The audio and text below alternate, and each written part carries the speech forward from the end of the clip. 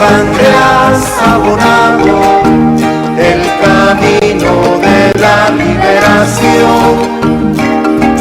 Con tu sangre has abonado el camino de la liberación.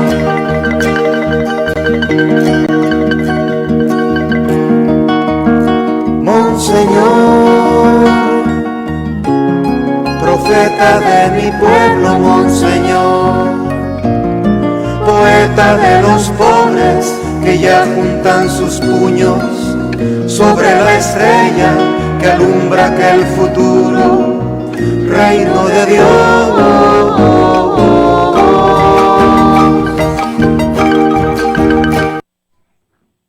Bueno, ya estamos aquí, parece. Muy buenos días. Ya estamos, don Adrián. Muy buenos días, queridos amigos, pueblo de Dios. Esperemos que hayan pasado un bonito fin de semana y ya nos estamos acercando pronto al cumpleaños de la Iglesia Católica, que es la fiesta de Pentecostés. Muy pronto, el sábado 22 y 23 de mayo. Y los estoy invitando a Santa Clara porque vamos a tener adoración toda la noche. Así es que si no tienes a dónde ir a adorar al Señor, pues ya sabes, Santa Clara, está muy invitado usted también, don Adrián, que nos acompañe. Vamos a iniciar con la misa de 6 de la tarde y posteriormente voy a exponer el Santísimo toda la noche hasta las 7 de la mañana para la bendición. Y vamos a tener confesiones también de 8 a 10 de la noche para los que quieran llegar pues por la noche el sábado, claro que sí, siempre con las oportunidades de poder santificarnos todos. Así es que los espero para la fiesta de Pentecostés. Este día tenemos un bonito programa, espero que lo disfruten. Les pido a las personas que ya están por acá, pues que compartan este enlace. Dice la doctora que no me escucha. ¿Cómo hacemos para que ella se... Pero no la veo a usted tampoco, doctora. Ah, ya la veo, pero no la veo yo aquí en la... Ahí estamos. Háganos aquí la caridad. Y ella sí me escucha. ¿Me escucha? No sé. Doctora, ¿me escucha usted? Sí, yo sí, ahí me escucho. Yo también. ¿Cómo está? Muy buenos días. Digo, buenas tardes para bien. usted, de verdad.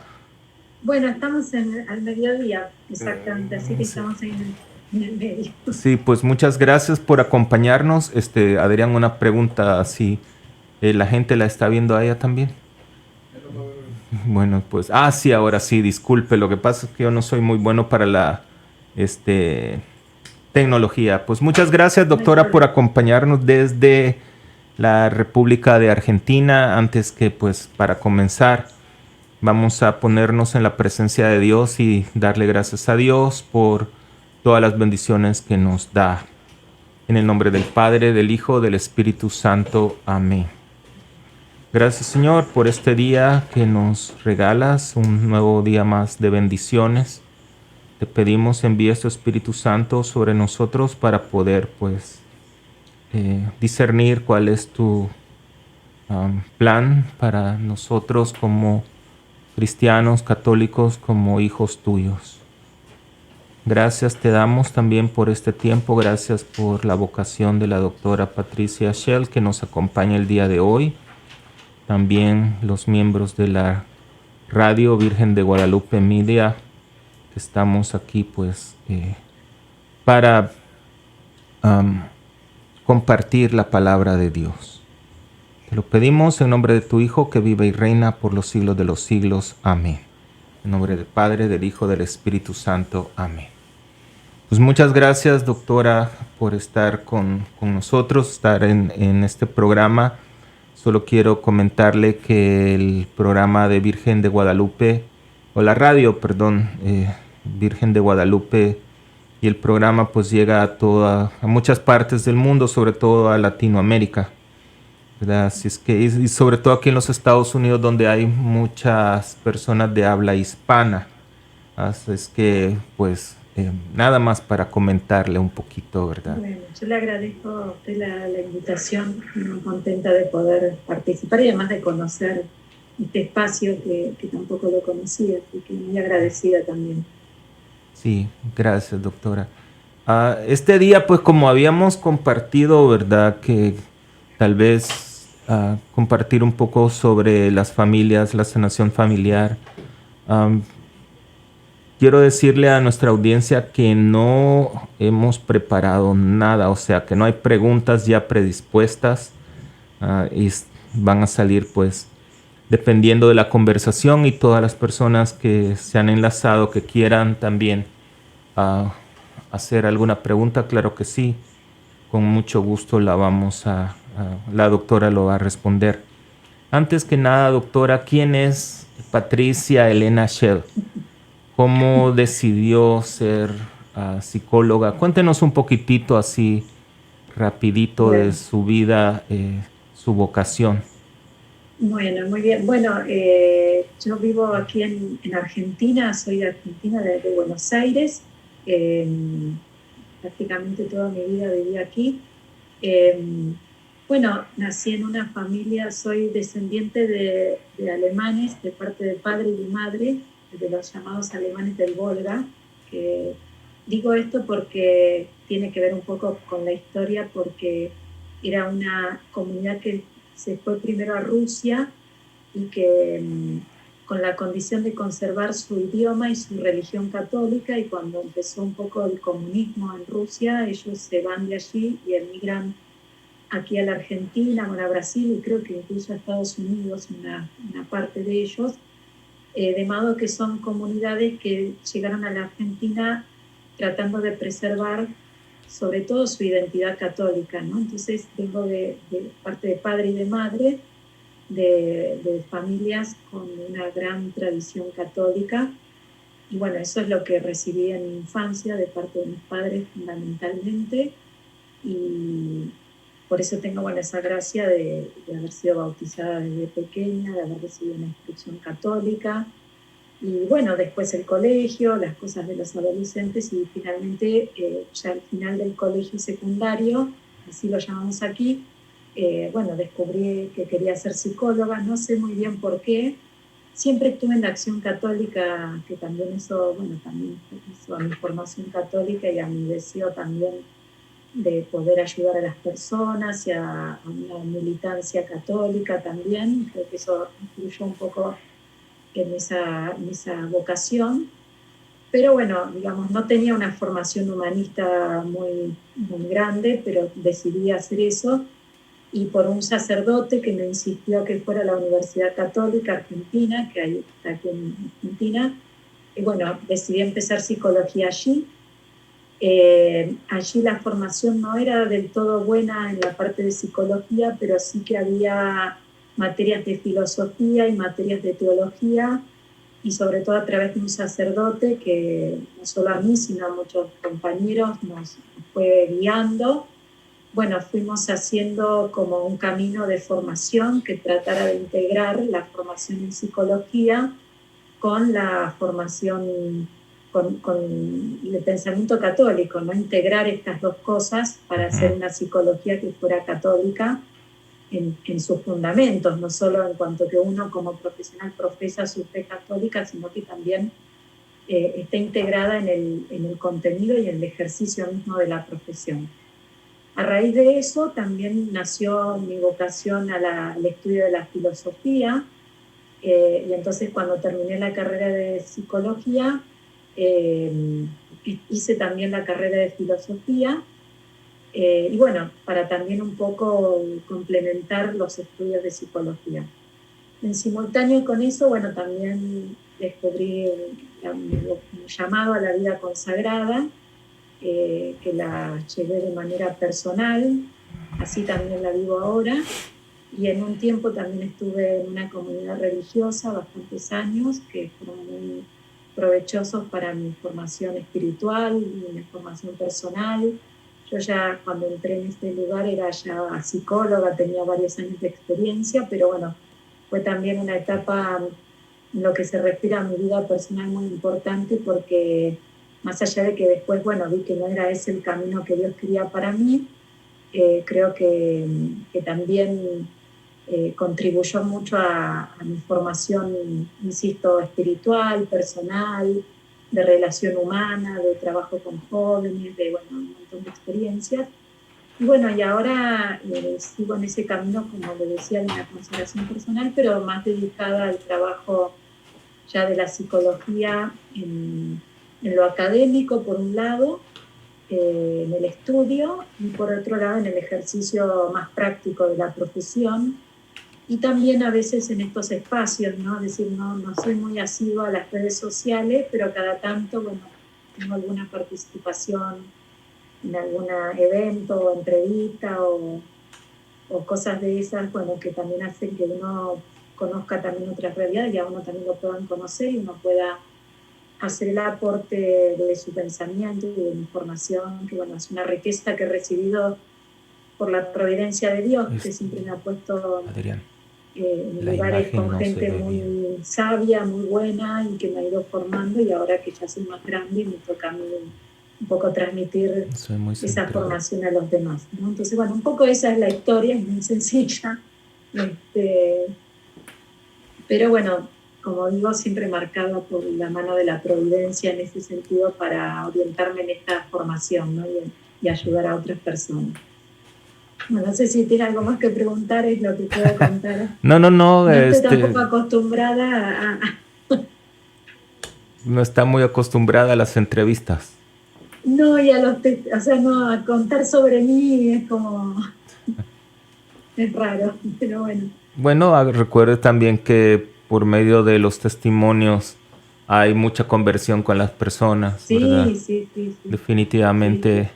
sí. Doctora, vamos a conversar un poquitito Mm, sobre familias, sanación de las familias, y, mm. pero para hablar de la familia, primero debemos hablar de la persona en sí.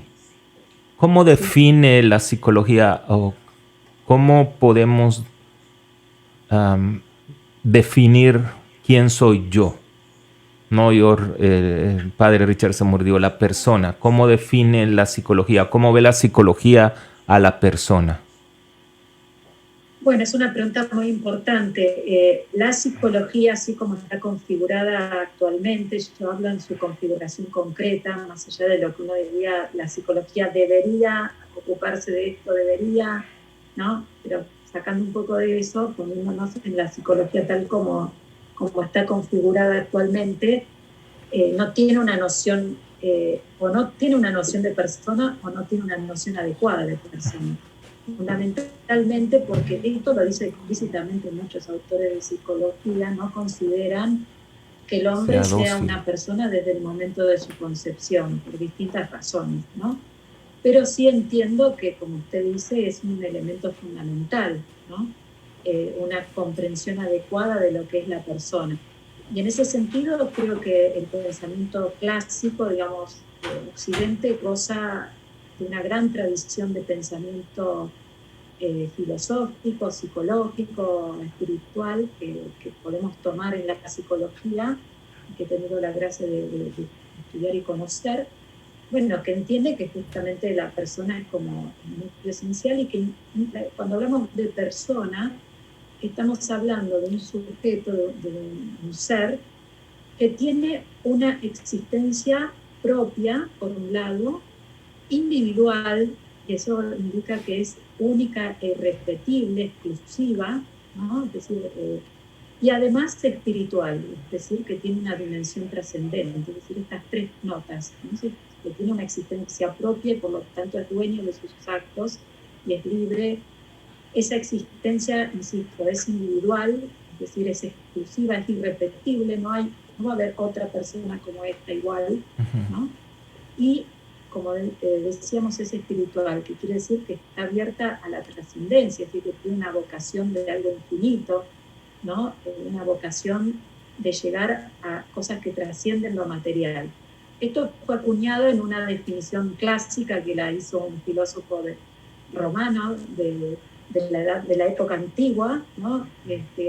Llamado Boecio, ¿no? Que decía esto: la persona es la substancia individual de naturaleza racional. Y con esa definición indica estos tres elementos, una definición, bueno, técnica, si quieren, que tiene cosas muy precisas para explicar, pero fundamentalmente indica esto.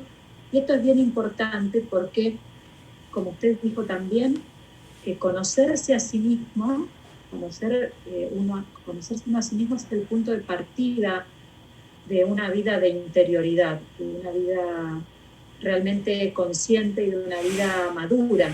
Entonces, la persona indica esto, ¿no? Que yo descubra que tengo una vida que me es propia, es decir, que yo soy dueño de esta vida que tengo características que no se van a volver a dar así como se dan en mí, ¿no? Es decir, que son únicas e irrepetibles, son un individuo, ¿no? Y que tengo una vocación trascendente, es decir, que estoy llamado a una vida eterna, a algo que va más allá de la concreción de las cosas de cada día, ¿no? Y eso es lo que todo hombre tiene que descubrir. Ese es el punto de partida del desarrollo de nuestra personalidad, del desarrollo de nuestra afectividad, del desarrollo de nuestra inteligencia, de todas nuestras capacidades, de nuestra vida social. Y esto es lo que hace al equilibrio un poco psicológico de la persona, el poder descubrir y desarrollar, no solo descubrir, sino desarrollar esta vocación. Un poco eso diría como punto de partida para que todos lo puedan entender.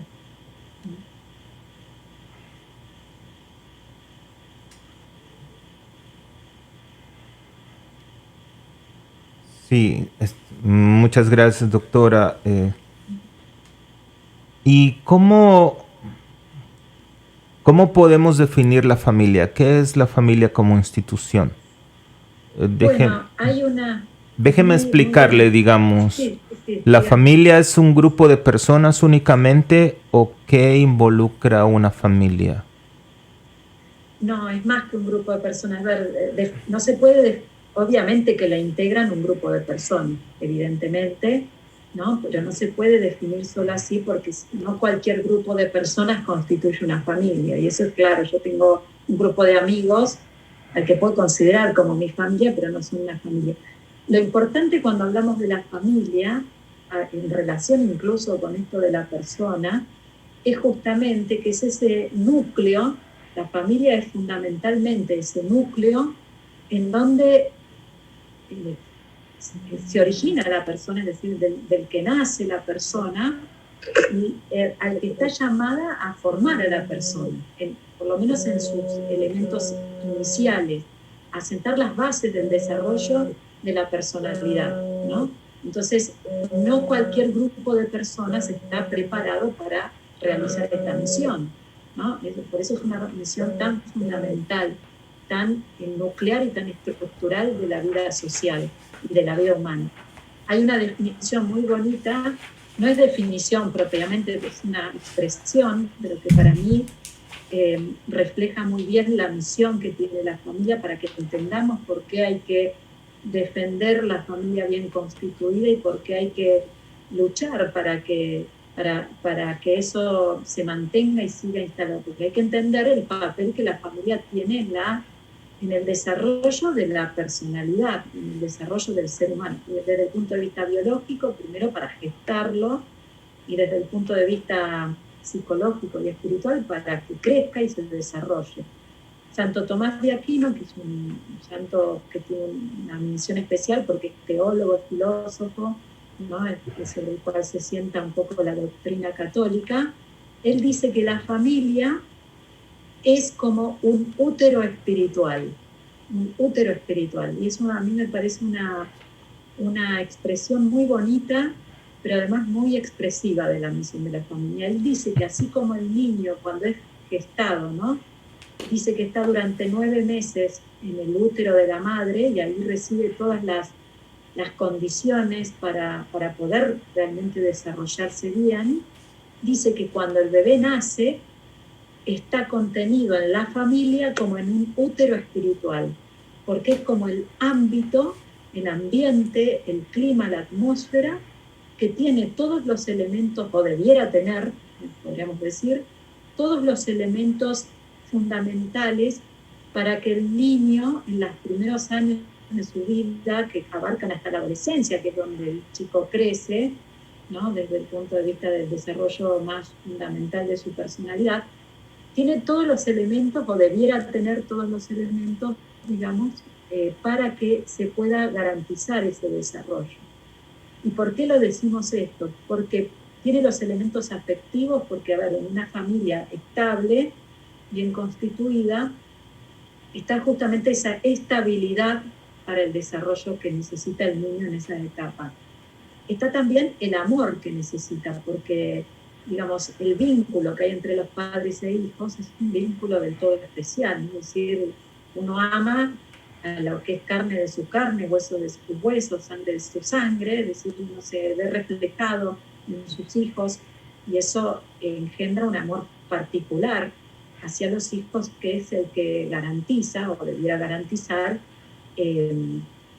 todo lo que, o sea, esa entrega que el niño necesita para ese desarrollo, y por eso esa estabilidad que hay en la familia y ese amor que hay en la familia no se puede reproducir tan fácilmente en otro vínculo.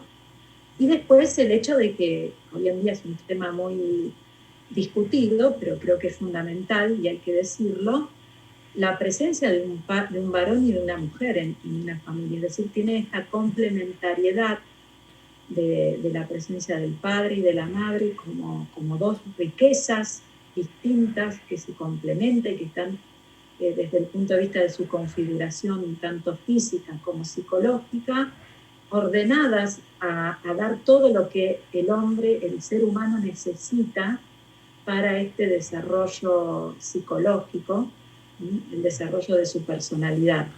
Por eso entonces la familia tiene una misión fundamental, ¿no? Esto es lo que es la familia, por eso no se puede reemplazar por cualquier otra reunión social, que son muy importantes, que existen, que tienen un valor, pero que son distintas, ¿no? Eso es la familia, o debiera ser la familia. O debemos, sabe que eso es muy interesante su definición y su explicación. Sabe que antes de tener una primera conversación con usted, pues quería conocer un poquitito más de usted y vi el título de ese tema, ¿verdad? La familia como el útero espiritual, me parece. Le voy a ser honesto y no se me enoje.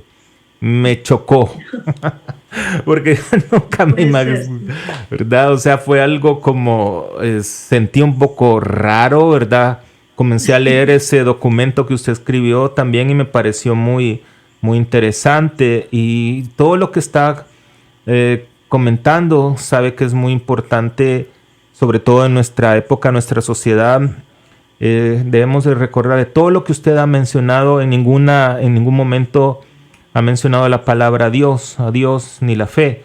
Y eso es importante porque la gente, vivimos en una sociedad que la teología de género piensa de que es la iglesia o la fe quien asigna el sexo de una persona o el género de una persona, lo cual no es así.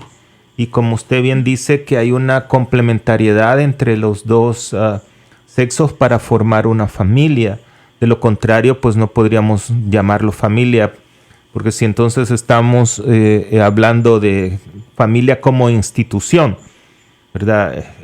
Sería muy diferente a familia de amigos, por decirle algo así, ¿verdad? Y eso es muy valedero también, una familia de amigos, amigos considerarlos como familia, pero realmente ya como institución pues debe de estar constituido entre un hombre, una mujer, el papá, la mamá, pues y los hijos si tienen definitivamente, porque si no pues no pasaría a ser la familia, una familia como institución. Quiero darle la bienvenida a las personas que están con nosotros. Mi hermana, salude, Sandra Marchán de Chavarría, Lupita Salinas, Mariela Galindo de Ibarra, Rodolfo Fito Fuentes, y pues muchas gracias por acompañarnos.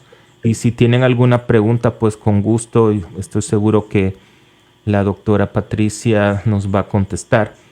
Doctora, ¿qué es una Sí. familia disfuncional?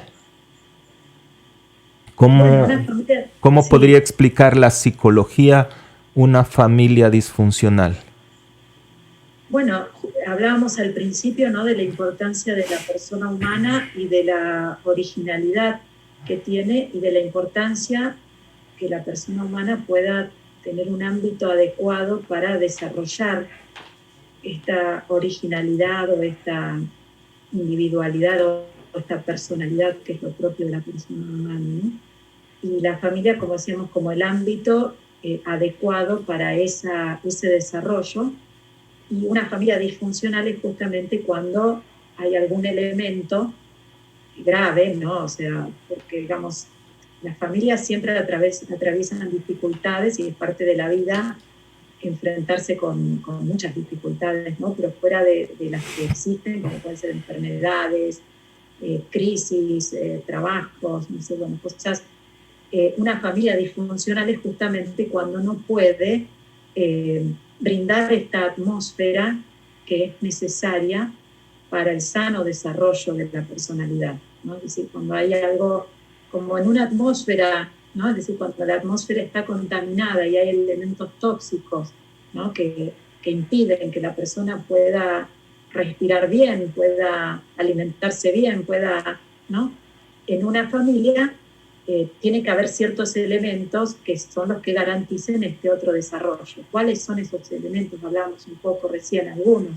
La estabilidad, ¿no? Y eso tiene que ver con el carácter indisoluble del matrimonio, que también es un tema, insisto, es importante esto que es del orden natural, es decir, la Iglesia lo que hace es defender, cuando habla de estos puntos o de estas cuestiones, defender lo que está en la naturaleza de las cosas, ¿no? Es decir, las cosas podrían haber sido de otro modo, pero son así, ¿no? Es decir, a nosotros nos toca descubrir cómo son las cosas y potenciarlas, desarrollarlas, continuarlas o favorecerlas.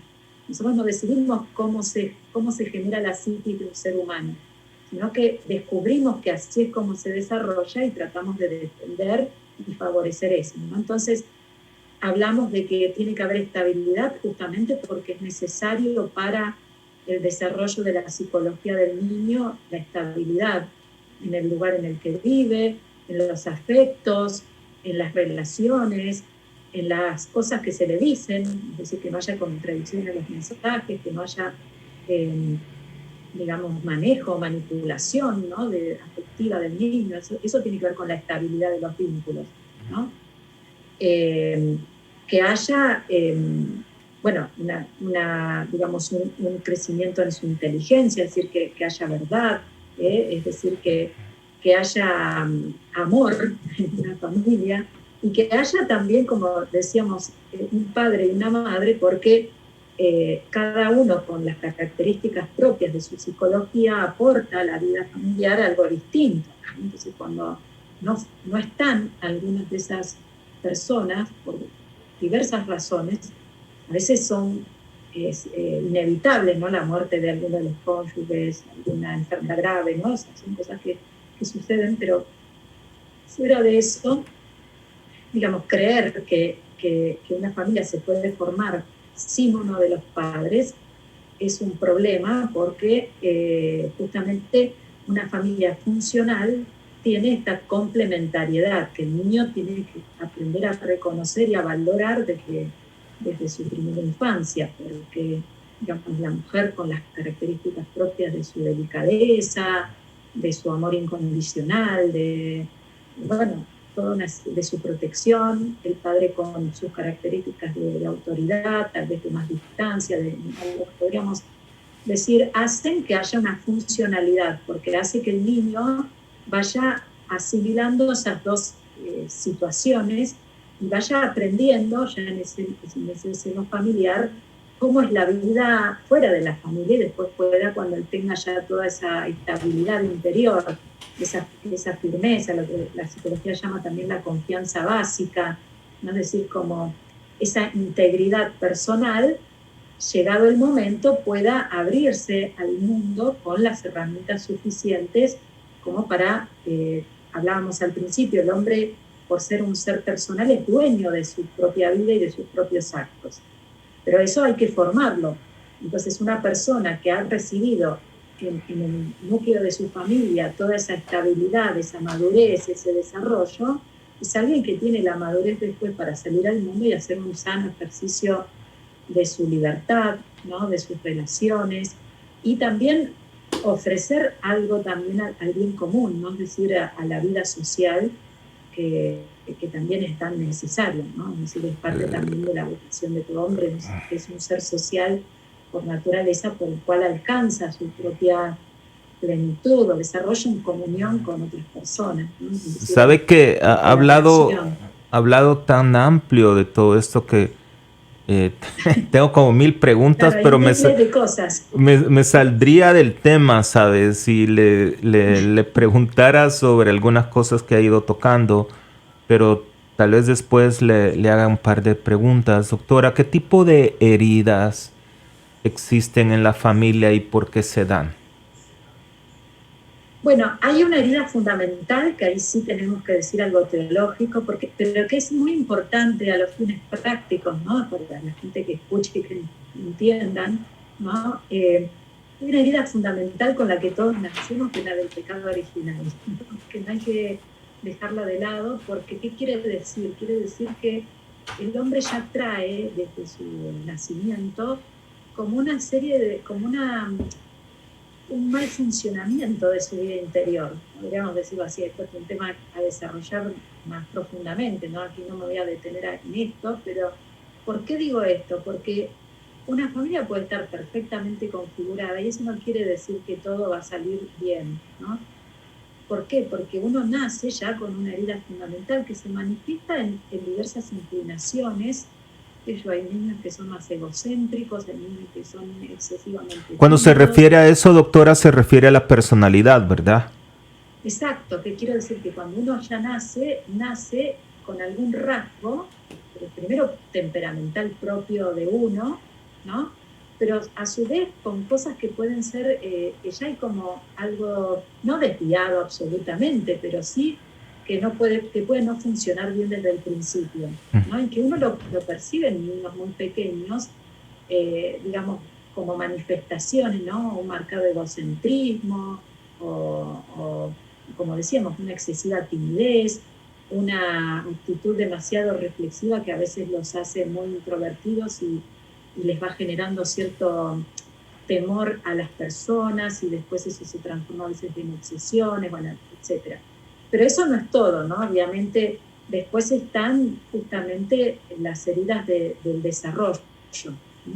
Aquí hablamos más en términos psicológicos, estrictamente hablando, y no otras cosas. Lo que quiero decir, hay heridas que tienen que ver con el desarrollo físico, que después repercuten también en la parte emocional, que son muy importantes. Podría haber en alguna persona un retraso en el desarrollo físico, o un excesivo desarrollo desde muy chico, o una enfermedad, ¿no? O una malformación, o bueno, miles de cosas, ¿no? Que pueden hacer caldo de cultivo de una herida después de orden psicológica. Dejando de lado todo eso, hay heridas a veces en las relaciones, ¿no? Justamente esto que hablamos de esta atmósfera familiar, que puede verse perturbada por ya otros factores más importantes, ¿no? Es decir, heridas que arrastran a sus propios padres, falta de generosidad, falta de comunicación, falta de empatía afectiva, egoísmo, a veces hasta falta de ignorancia, es decir, el no tener, que también es un mal, la ignorancia, ¿no? Yo le agregaría ahí también, sabe que le agregaría el machismo y el feminismo también. Bueno, por eso yo mencionaba este tema, ¿no? de la importancia de valorar tanto el papel de la mujer como el del varón, porque esta desvalorización que se ha producido en torno a la importancia de ambas figuras dentro de la familia ha generado esta dialéctica entre feminismo y machismo, ¿no? Porque en el fondo es una cosa dialéctica, es decir, como una lucha de clases entre el varón y la mujer. Es como una influencia de la dialéctica marxista en la relación varón y mujer, ¿no? Entonces, que termina siendo un desprecio de la otra persona, ¿no? Es decir, entonces, la familia está justamente constituida para que haya una valoración de ambas cosas, ¿no? De la mujer y del varón, ¿no? Es decir, porque, bueno, eso también para entrar en otra cuestión, ¿no? Este tema, hoy este feminismo tan radical de desprecio absoluto al varón, es una cosa muy tremenda, ¿no? Porque lo que ha producido es la ausencia del varón en la vida familiar, o sea, lo aparta totalmente de la crianza de los niños, de la presencia del varón en la familia, y con eso hay una situación muy grave, ¿no? Que está cada vez más acentuada, ¿no? Doctora, grave tenemos... no solo para la mujer, sino también para el varón, pero bueno. Disculpe que le interrumpa. Tenemos una pregunta de Gris Villanueva. Ella está aquí en San Antonio, pero vive la mayor parte del tiempo en México. Y dice la pregunta, ¿cuáles serían los elementos claves o fundamentales para lograr cierto grado de estabilidad en la familia? Bueno, primero, a ver, el compromiso serio, por eso la Iglesia nos habla de la indisolubilidad del matrimonio, que hoy en día es una cosa casi impensable, ¿no? Pero que tiene muchas consecuencias, incluso a nivel psíquico, ¿no? Porque tiene que ver justamente con la falta de estabilidad en la relación entre los padres, que repercute después en la crianza de los hijos, ¿no? Entonces, el tener la capacidad, el deseo o la vocación de poder asumir un compromiso para toda la vida con otra persona y el prepararse ya para eso en el noviazgo, ¿no? Porque eso no se improvisa, es decir, es algo que hay que preparar muy seriamente, porque también tenemos una vida, un mundo en donde el noviazgo está muy banalizado, ¿no? Es decir, en donde el noviazgo es estar con alguien para no sentirme solo ni sentirme mal, nada más. Es decir, el noviazgo no es una preparación para el matrimonio. Y el matrimonio en nuestra sociedad no es un vínculo estable para la formación de nuevas vidas. Entonces, cuando no se tiene esa conciencia, claro, se sientan las bases para que no haya estabilidad en la familia, y al no haber estabilidad en la familia, se sientan las bases para que justamente la familia pierda el norte, digamos, pierda un poco el rumbo. Yeah. Y claro, frente a cualquier crisis, o no cualquier crisis, porque a veces son crisis graves, ¿no? La vida es muy larga y son muchas las cosas que hay que enfrentar, y sobre todo en una familia. Ayer justamente hablaba con un matrimonio que, bueno, tenía una consulta. Claro, les ha pasado de todo, ¿no? Dificultades en los embarazos, después una dificultad muy grave de salud del marido, dificultades en la educación de los hijos. Son cosas que nos pasan a todos a lo largo de la vida. Si uno no tiene una base segura, como dice la psicología, una estabilidad, no hay un compromiso de la persona, que además fue madurado, que fue formada para poder asumir ese compromiso, claro, no se resiste a todos esos embates y a todos esos desafíos de la vida matrimonial. Yo creo que ahí hay una clave, ¿no? Una adecuada formación del noviazgo para tomar conciencia de lo que significa el matrimonio, y una claridad en lo que es la vocación al matrimonio, y un compromiso, un deseo explícito, que es un poco lo que la Iglesia, cuando del matrimonio se refiere, como generar o consolidar o promover que exista entre el hombre y la mujer un compromiso estable que siente las bases, que tiene su exigencia, ¿no? Es decir, tiene su exigencia, y eso hace crecer mucho el ser fiel a esa exigencia, y eso sienta las bases justamente de esta estabilidad que necesita el niño no solo la estabilidad del amor y todo lo que hace falta para que haya un desarrollo adecuado, ¿no? del niño en la familia. Sabe que en ese punto, y usted menciona algo muy importante, ¿verdad? La preparación y el noviazgo y todo. En la experiencia que he tenido con las parejas que están preparándose para casarse, ahí siento de que es, no sé, es como que es muy tarde, digamos. Porque a ese momento ya es difícil que una pareja definitivamente decida no casarse.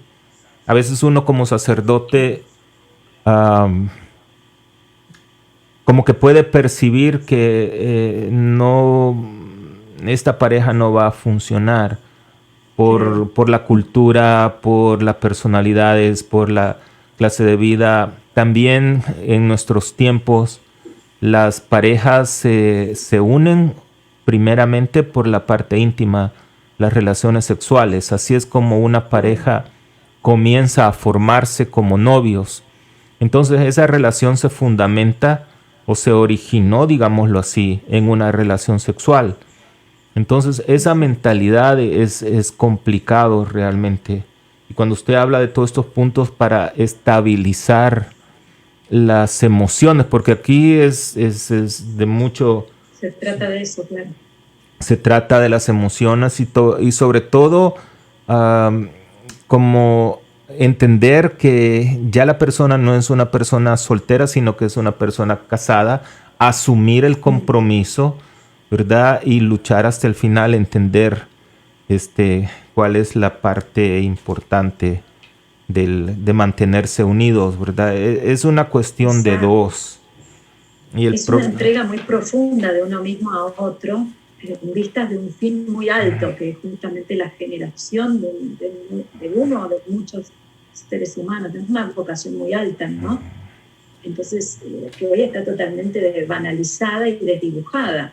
Claro. Por eso la misión fundamental es promover el sentido auténtico de la vida familiar para ir regenerando en lo que se pueda esta misión, ¿no? Corríjame, doctora, si yo estoy mal. Usted hablaba hace un momento de la personalidad. Yo muchas veces hablo que la personalidad no se puede cambiar, es algo que ya nace uno. Claro, en su desarrollo se va formando, digamos, se va como madurando la personalidad. Claro, se va a desarrollar. Lo que hay desde la concepción es la persona, la personalidad, que es como esa expresión o esa manifestación, este desarrollo del modo de ser de esta persona, es la personalidad, y eso es lo que se va desarrollando. Pero no podemos, digamos, relacionar la personalidad con los vicios de una persona, ¿cierto? Sí que se puede relacionar. En parte, a ver, ¿qué son los vicios? ¿No? Hay que entender eso bien, porque por ahí la gente no entiende bien qué significa tener un Digo, vicio. vicios, por ejemplo, la parte, digamos, la soberbia, el orgullo. Eso no es un orden natural, no es creado por Dios. No, claro, claro. El vicio justamente es algo que se da de modo habitual en la persona, es decir, que ya está como estructurado en su modo de ser como algo habitual. Por eso los vicios se dice que son hábitos, es decir, son disposiciones habituales, permanentes, que se han ido estructurando a lo largo de la vida. Y en el caso de los vicios, que van en contra del desarrollo de la persona, porque van como en contra del ser natural de esa persona, ¿no? Entonces deforman la personalidad, ¿no? Ahí está el punto. Digamos, muchas veces cuando ya es vicio está como estructurado, entonces hay como toda una personalidad estructurada en torno a un modo vicioso de obrar. Distintos son los actos puntuales que la persona puede hacer mal, ¿no? Lo que uno se llama pecado. Uno puede cometer pecados, pero no necesariamente el pecado viene de un vicio, ¿no?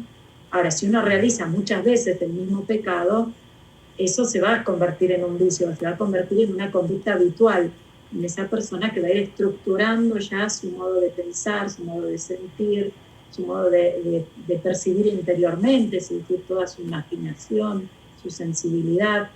Entonces va configurando una personalidad desordenada, ¿sí?, en torno a una especie de idea falsa de las cosas, porque el vicio tiene como algo de falso, ¿no? de artificial, como la soberbia. La soberbia es una idea equivocada sobre uno mismo, porque ser soberbio es pretender ser algo que yo no soy, ¿no? Entonces, cuando eso se hace estructural, es decir, se hace vicioso, lleva a una deformación muy grande de la personalidad, porque hace que uno no esté ubicado en la realidad, ¿Sabe, ¿no? ¿Sabe cuál es el problema con esto de la soberbia?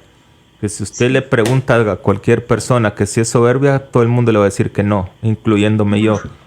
Pero yo sé Bueno, que... volviendo a Santo Tomás de Aquino, él dice una cosa muy interesante. Él dice que la soberbia es difícil de erradicar, porque dice que es un vicio que se transforma, que se manifiesta de muchas maneras. Es decir, justamente lo propio de la soberbia es disfrazarse de algo que no es, y por eso es difícil de identificar, ¿no? Es decir, porque es un vicio que tiene la habilidad de deformar la realidad. Entonces uno cree algo que no es. Y Sí, por eso uno claro. no se reconoce soberbio, a no ser que tenga una gracia muy grande, que realmente le haga ver quién es uno mismo. Por eso decíamos al principio, en el principio está el auténtico conocimiento de sí mismo, Sí. ¿no? Que es la humildad. Como decía Santa Teresa, humildad es andar en verdad, es decir, es conocer la verdad, en principio, sobre uno mismo.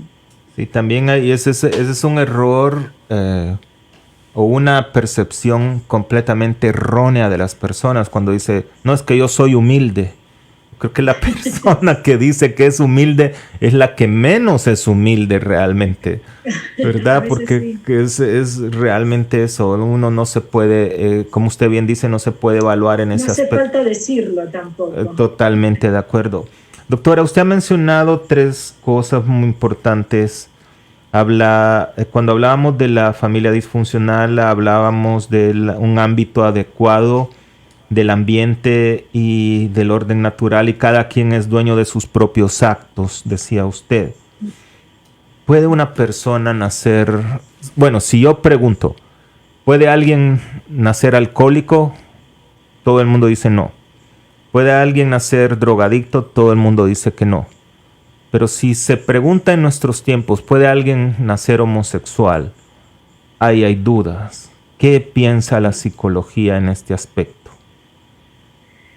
Bueno, hay mucho discutido en este punto porque es un tema muy complejo y porque además la homosexualidad tiene distintas causas, no hay una única causa de la homosexualidad, ¿no? Esto es bien fundamental, ¿no? Podría eventualmente haber en alguna persona alguna causa física, digo eventualmente porque no es lo que sucede en la mayoría de los casos, ¿no? Digamos, algún desorden hormonal, algún desorden genético que produjera alguna alteración en su tendencia sexual, ¿no? O en su, digamos, en la parte más física, digamos, de la inclinación sexual, claro que lo puede haber. Ahora, no es la mayoría de las situaciones, claramente que no es esa la situación generalizada.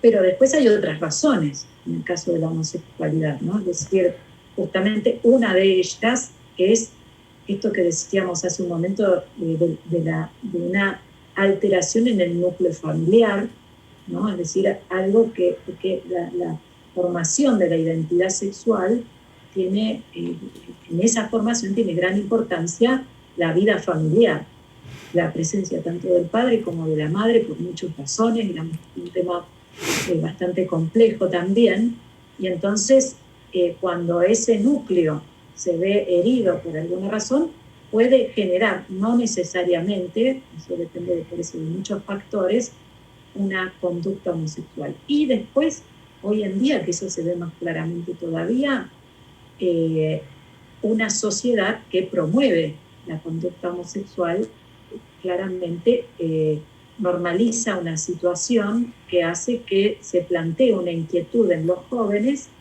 en un momento del desarrollo de su personalidad que es vulnerable y que le hace presentar dudas y le hace buscar experiencias que van transformando su orientación, ¿no? Entonces ahí ya no tenemos ni una causa a veces ni familiar del todo, aunque podría haber algún elemento, ni genética ni física, ¿sí? Pero que va generando como esta inclinación paulatinamente, ¿no? Sí, Es un tema muy complejo, uno a veces habla con temor y temblor porque hay que hacer siempre muchas aclaraciones porque cada caso realmente es muy diferente, ¿no? Pero contestaría un poco eso. No hay una causa unívoca para el desarrollo de la sí, homosexualidad. le hacía esta pregunta porque, como le he comentado, yo tengo un apostolado católico que acompaña a las personas que sienten atracción al mismo sexo o que se definen homosexuales o gay. Hay mucha...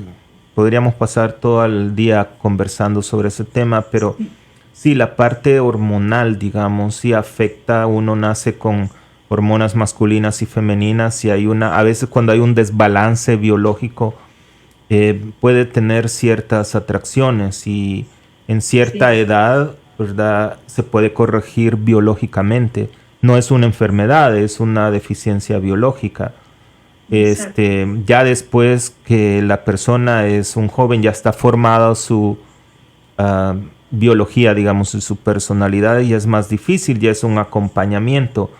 Pero usted dijo algo clave, que cada quien es dueño de sus propios actos, ¿verdad? Entonces uno es el que decide realmente si lo hace o no lo hace, ¿verdad? Pero que... Sí, el tema es que cuando uno es muy chico no decide tanto, deciden los padres o decide el ambiente. Por eso es grave también lo que está pasando. Pero sabe que acá en este país, lastimosamente, este gobierno que entró, pues está presionando para que se establezcan leyes que ya desde los niños, desde los niños puedan decidir su propio sexo. Yo decía que solo una persona enferma mental puede establecer leyes. Yo no soy político ni me importa, pero solo alguien que no tenga 3 dedos de frente puede dejar a un niño de 7, 8 años decidir por su propia vida. Exacto. Y a veces se hace en otros ámbitos, porque estamos hablando del tema de la orientación sexual, pero cuántas veces se les pide a los niños que decidan cosas que no tienen capacidad de decidir, ¿no? Digamos, a qué escuela querés ir, con quién querés estar, o sea, que son cosas por ahí más inofensivas, si quieren, pero que pone al niño en una situación, o cuando los padres se separan, con quién querés ir, ¿no? Claro. Es decir, esto es muy dramático porque esto genera mucha confusión en el niño, ¿no? Es un tema muy dramático. Los padres son los que en los primeros años de vida llevan, o sea, velan por el desarrollo del niño. Entonces ellos son los que deciden por el niño, hasta que el niño pueda decidir por sí mismo. Esto es una responsabilidad muy grande, ¿no? Entonces dejar en manos del niño algo que él no puede hacer es realmente muy dramático, ¿no? ¿Cuándo establecer, doctor, en una familia que ya el ámbito o el ambiente, digamos, es muy tóxico? Que ya, claro, uno como sacerdote no quisiera que nadie pues se separara y ni pidiera anular el sacramento. Estamos hablando de un matrimonio sacramental, ¿verdad? Una relación sacramental. Sí. Pero ¿en qué momento llega, digamos, poder establecer? Claro, no hay una medida perfecta, pero ¿cómo saber? Es una decisión muy prudencial, es decir, ¿qué queremos decir con prudencial? Supone conocer los principios adecuados de la vida matrimonial, es decir, qué significa el matrimonio, todo esto que hemos hablado aquí, pero supone conocer muy bien la situación particular que está viviendo este matrimonio o esta pareja, ¿no? Es decir, es una decisión prudencial, precisamente, que quiere decir que se vive en función de principios, pero en función de la realidad que está pasando concretamente, ¿no? Y de velar también por el bien a veces de los hijos, de los propios cónyuges. Doctora, ¿se puede acabar el amor? Yo creo que sí que se puede acabar. Por eso hay que cuidar que no se acabe. ¿no? Es decir, porque, a ver, uno puede decir se acabó el amor, sí, puede pasar, ¿no? De hecho pasa, que uno deja de querer a la otra persona. El ¿Será problema es por qué posible se eso llegó a ese. realmente? Sí, claro, es que de hecho pasa, que lo vemos, que uno quería a alguien y deja de quererlo, ¿no? El tema es por qué se llegó a esa situación. El tema es por qué, ¿no? Es ¿No decir, será que el amor se ha dañado? ¿No será que el amor se ha sí, o sea, transformado? que no se cultivó, que no se respetó, no se cuidó, ¿no? Porque digamos, uno, a ver, si uno está casado con otra persona, tiene que cuidar su corazón, ¿no? Es decir, porque esos aspectos no es que no pueda tener contacto con otras personas, ¿no? Obviamente que sí, porque eso es muy importante, las amistades, todo, pero uno tiene que tener como esa referencia siempre al marido o a la esposa, para empezar, ¿no? Tiene que desterrar mucho el egoísmo del corazón, que es muy difícil, por eso hablábamos, el matrimonio no es algo sencillo desde el punto de vista humano, porque supone configurarse para toda la vida con otra persona, y eso exige algo muy importante que es desterrar el egoísmo. Sí, Y esto es muy difícil. definitivamente. Es muy difícil.